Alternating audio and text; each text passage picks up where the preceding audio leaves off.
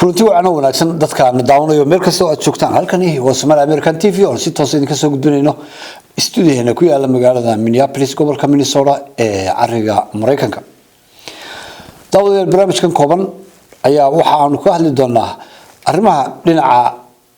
inkasta oo baranay inaynu ka hadlo dhinaca siyaasadda bal markan waxaanu eegi doonaa arrimaha bulshadu sida ay iyana u saameeyaan ama ay ugu lug leeyihiin siyaasadda lafteeda.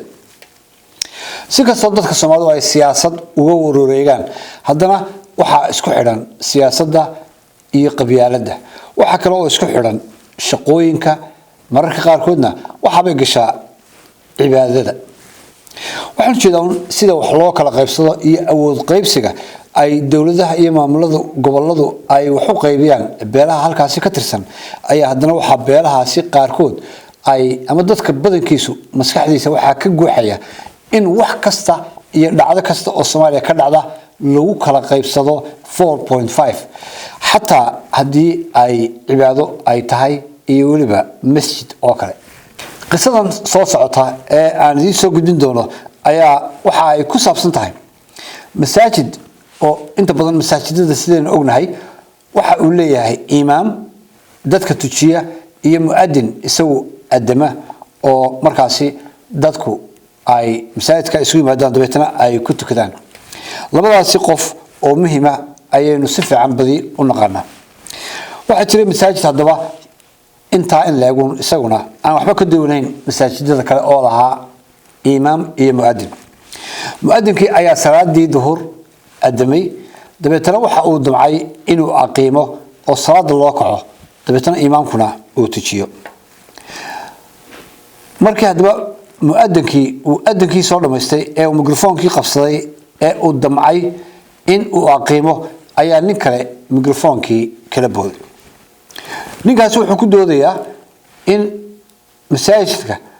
ay reer tujiyaan isagoo imaamku u jeeda reer kalena ay muadin ka yihiin isagoo ninkan uu mikrofoonka ku qabsaday u jeeda waxa loo baahan yahay buu yiri anaga reerkaygu inaanu aqiimka qaadano taasi oo macnaheedu tahay in masaajidkii loo qaybsado reero ama 4.5 muran weyn ayaa ka dhashay dabeetana waa loo garnaqay iyadoo dhowr iyo 10 daqiiqadood salaadii ay dib u dhacday waxa hawshii lagu dhameeyay bal in ninkan sheeganaya reerka in aqiimka la siiyo dabeetana mikrofoonkii ayaa gacanta laga saaray waxaan la yiraahdo bal aqiim ninkaasi oo aan aqoon u lahayn inuu akhriyo ama aqiimo ayaa dabeetana arintii ay faraha ka baxday oo tala ku cadaatay dabeetana waxa uu ku jawaabay soo mikrofoonka haysta oo ogaaday in jagadii uu doonay inuu gacanta ku dhigay hase yeeshee aan aqoonteeda lahayn ayuu dadkii dib u eegay oo wuxuu idiyay beeshaydii iyaa ka jooga isagoo doonaya marka beeshiisu ay gacanta taagto in uu mikrofoonka ku wareejiyo uu ilaa jagada ana inoo soo qabtay la wareega aqoonteeda maliye waxa arintaas oo faahfaahsan oo goobjoog ka ahaa inoo soo gudin doona Sheekh Xasan Jaamici oo isagu ah nin ku xeeldheer arrimaha diinta gobolkan Minnesota imaamna ka ah masaajid ku yaala St Paul gobolkan Minnesota weeyane bal sheekha iyo idinka dhaxbaxo oo aan kala qaybsanayn oo 4.5 kan masaajidka la geliyay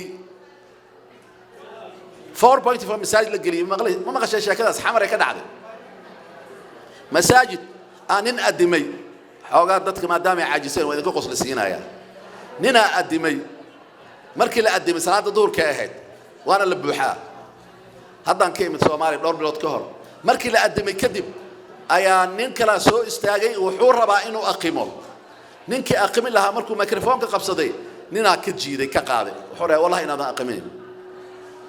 maalin kasto reer hebela adimaayo reer hebena salaadeen in tujinayaan waa imaamka Soomaa reer hebena waxay rabaan inay aqiimaan maxar walaaladna moodu dhahay xarwal mintaqani waa xayawaan oo la xaqiro Soomaa wuxuu dhahay wallahi inaadan aqiimin 15 minutes 15 daqiiqo masaajidku wuu buuxsamay jamaa labaad u lahaa waa la isku dul yimid dadkii wax la kala celiyaa la waayay maxaa dhacay ninkan wuxuu leeyahay reer hebelna waa adimeen reer hebel maxay haystaan imaamada reer hebel inay aqimaanaan raba ma aqimayaan u dhahay reer hebel nin odaya yimid wuxuu dhahay reerihii kala fahmay markii yaa waa kuwa adimi waa reerkaas yaa waa kuwa salaada tujinaa waa reerkaas yaa waa kuwa raba inay aqimaan markii loo sheegay wuxuu dhahay markii xalaan hayaa wuxuu dhahay runta ninkan wuxuu sheegay xaq waay fiir intaas arba inaan ku soo gabagabayso wuxuu dhahay xigmada ku jirta hadalka wuxuu dhahay ninkan qaylinaayo microphone ka haysto xaq uu leeyahay in iyaga aqimaan waay markii ninkii odayga warkiisa ku go'naa iyaga dhahay moogtay dadka waxay dhahan na kala go'aami wuxuu dhahay ninkii microphone ka haysto oo qaylinaha loo daayo reerkaas iyaga xaq u leh iyaga inay aqimaan waay بس تذكر حدا أضيق وكام سنة حدا أوكي أقيم لي مركب فير واحد عدوان نك جيسو فيري حلا أقيم ولوسي حقائق مركز حدا يا عدك الجوودة ما يوالوسي أقيم عندي يا كجو إقامة يقانونا هذا فير ما أقيم كرو حكمة باش كوجر تبي فهمتين حق ولا سين دونا قف والبحقي سوى على سين دونا لكن حق الله استعماله أقونت هذا ملاذا حق بدنا نصور عندنا 4.5 المجري دونت dadkii nus wala dhahay nus lama dhihi doon waxaan ku soo gabagabeynayaa marka waxaan isugu nimid midnimo kooban ma aha midnimo weyn aan rabnaa inaan gaarno Soomaali weyn inay midowdo waxaan isugu nimid is-afis waxaan rabnaa intaan afiska inaan ugu kooban oo Soomaali weyn is-afiso oo wal caafina aan الناس aan noqono waxaan isugu nimid walaalnimo إلهي نحول إنما المؤمنون إخوة رسولكم نحول المسلم أخو المسلم ولا شيء سيشاكتي إن لسكم منافقية معهن قفك مسلم كي سومالي أهوى ولالك قفك أو مسلم أو سومالي أهوى ولالك وحلق يبسو جعلو قلبك كندي في حسدك إلهي سبحانه وتعالى أجعلو وحان اسكن من الصلح إلهي نحير والصلح خير وحان اسكن مد وقدام بنتي ظلم للدرر نعكستو الظلم إن لا دغالنا وهاك قصة سوى نوش كان الشيخ حسن جامعي ما ها تيجوه الرسي أما الدعوة تيجوه الرسي إنه عن أو كلا لكن سي ومد صنع نقطة أنت بدن خلافية لنا مساجد ذا عبادته أي أدو سبضنين صدق كيسن قدام بسوماليا waxaa jira masaajidda loo kala qaybqaybiyay in dadka adamaya ay noqdaan dhowr qof oo isbedbedela ama imaamyadu ay noqdaan dhowr imaam oo isbedbedela ama salaad waliba ay imaam gooniya yeelato iyadoo la raali gelinayo oo la qiimeynayo beel ama reer ama 4.5 waxa Soomaalidu ay tiraahdo waa arrimaha dibdhaca ku keenaya dadka Soomaalida ee xataa cibaadadoodii tashuush gelinaya waxa ay keenayaan khilaaf iyo dirir inta badan iyo colaad u dhaxaysa dadkii muslimiinta ah ee walaalaha ah ee cibaadeysanayay oo xataa isku qabsanaya ama aan isu quureyn in shaqada masaajidka laga qabanayo in dadka aqoonta u leh loo daayo oo iyagu door bidayaan in la keeno dadaan aqoon lahayn asaga beelo iyo reero ka socda waxaan la soconaa qurbaha laftiisa in masaajidda fara badan la isku qabsaday oo qaarkood ay dawladihii ay maganta u ahaayeen dadka Soomaalidu ay soo dhaxgaleen qaarkoodna ay ka jireenba gunnadii ay dawladahaasi siinayeen masaajidadaasi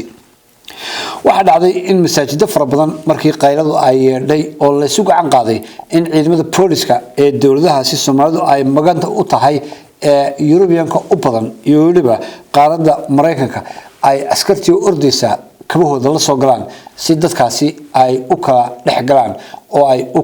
kala maciinaan amaba ay u kala qabtaan waa ayaan darooyinka ku dhacay dadka Soomaalida ee qurba joogta ah waxaan soo joognay masaajid ku yahay magaalada Minneapolis oo ay rag isku qabsadeen laba kooxood oo kala fakar duwan oo markaasi beelo iyo 4.5 ku socda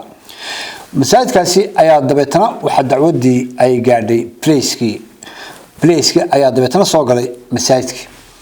waxa lagu dhameeyay gartii in markaasi maxkamad loo ballamiyo oo culimada labada kooxood ama labada geesooda ay doodooda soo bandhigtaan judge-ka ama xaakimka xilligaasi ay ku soo beegmeen culimadu ayaa waxay noqotay haweeney Mareykan oo iyadu muddo dheer ka shaqeynaysay maxkamadaha iyo cadaaladda dabeetana haweeneydii ayaa fahamtay labadii dhinacba waxa ay isku hayaan in ay tahay masaajid ama goob cibaado oo lagu cibaadeysto oo dadka muslimiintu ay isugu yimaadaan runtii waxay ayaan daro aragtay in dad ka shaqeynaya arrimaha diintu in khilaaf inta la eg oo ilaa maxkamad la soo gudbiyo in ay la soo horfadhiistaan dawladda Mareykanka dabeetana waxa ay tiri gabadhii xaakimadda ahayd weeyaane waxaan culimooy idin siinayaa fursad ma doonayo in arrimaha diintiina aan faraha la soo galo hadiise ay ka fursan weeday oo aad ila hortimaadeen hal arin ayaan idin soo jeedinayaa halka arin waxa weeye inaan idin siiyo fursad aad dib isugu noqotaan mar kale idinku oo aad hawshiina hoos u dhamaysataan oo idinkoo heshiisa aad dib igu soo noqotaan si markaasi aad waraaqa u kala saxaxataan amaba heshiiskaasi gacmaha la sugiin saaro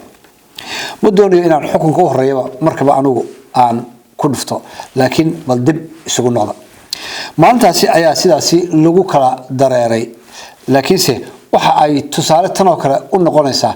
dhibaatooyinka dadka Soomaalida sumcad darrada iyo sharaf darrada ku keenaya gaar ahaan dadkii iyagu diinta hagayay ee ummadda la doonayay in ay hogaamiso daawadayaal bal iminkana video clipkan gaaban aan idinku soo dhaweeyo meeshu waa wadanka UK masaajid dhexdii oo inta la iskhilaafay muran iyo qayl ka dhacday dabeetana gacan la isula tagay oo feerka iyo laadku uu ka dhacay halkaasi daawasho wanaagsan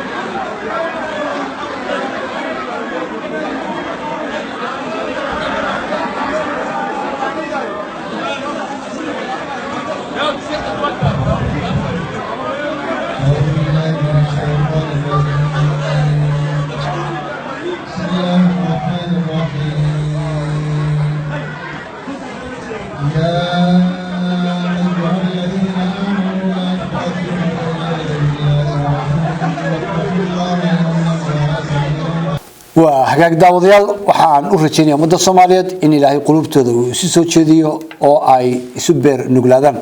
daawadayaal intaas ayaan ku soo koobiyaa barnaamijkaasi aan kaga hadlaynay khilaafyada dhinaca masaajidada iyo goobaha cibaadada ee dadka Soomaalida tan iyo kulankeena daba daawadayaal barnaamijkan oo kale inta dib u kulmi doono waa Cali Xaraare oo dhamaantiin bay kaga tagay sida iyo nabad geliyo